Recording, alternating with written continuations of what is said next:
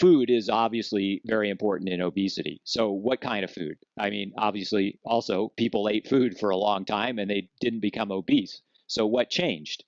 For example, in the late 19th century, they developed vegetable oils, they developed white flour, sugar production became much cheaper, so people started consuming a lot more of it. So all these things. In 1911 in the United States, they introduced Crisco, which is hydrogenated vegetable oil. Up until then, nobody had eaten anything but animal fat, and this became very popular. And I don't think it's a coincidence that the rate of heart attacks started to rise shortly thereafter. So, and then what we have around 1980, when the obesity epidemic took off, and obesity rates got much, much higher and are continuing to increase up until the present day, was this demonization of meat. So what did people start eating? They ate a lot more carbohydrates and sugar because obviously, if you're not going to eat meat and protein, you've got to eat something else. So one effect of that is that when people don't get enough protein, they eat more. All animals have a drive for protein. We will, we will eat until we get enough protein. So if you're eating foods with less protein in it, you have to eat more to get enough protein. So in other words, in a nutshell, people are hungrier, so they're eating more. And carbohydrates themselves, people are eating massive amounts of them, much more than they did before 1980. So that could be a factor too. Another thing, the vegetable oils, the seed oils. So these were also created in the late 19th century. And then again, starting about 1980, we were told, or actually a little bit before then, we were told, don't eat so much saturated fat, use polyunsaturated fat instead.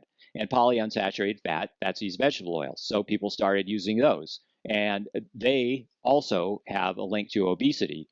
So, what's causing all this? Yeah, it's the food, basically. Some people want to talk about less physical activity.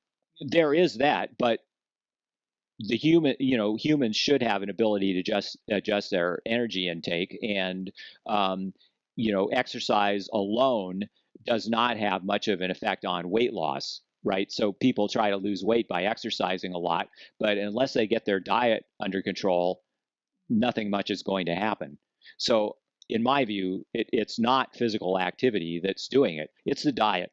And it's the diet that is not only behind obesity, but behind the heart disease, the cancer, and all these other things. Would you say that all carbs are a problem, or is it a specific type of refined carb, or some, for example, are legumes okay? What would you suggest in that sense? No, I would have to say not all carbs are the problem. It is refined carbs. So these, it's interesting. What happens when, for instance, they make flour? Flour is wheat that's ground up. So what happens is that it is very finely ground, and this massively increases the surface to volume ratio of this food, and it goes in your gut, and you digest it much more efficiently. You rapidly absorb everything from it. This has effects on the gut microbiome. It has effects on blood sugar. It has all kinds of effects on biochemistry and physiology. So it is, in my view, mostly refined carbs of this type that are the problem. Now, it also depends on the individual person that we're talking about here. So if somebody had to lose a lot of weight, I think they'd be well advised to radically cut back on all carbohydrates, not just the refined carbohydrates. If someone is lean and fit and they exercise regularly, I think a few carbs here and there are not going to be a problem. But even then, I would say the refined carbohydrates, if you want to be perfectly healthy, I think it's advisable to stay away from them. Ciao!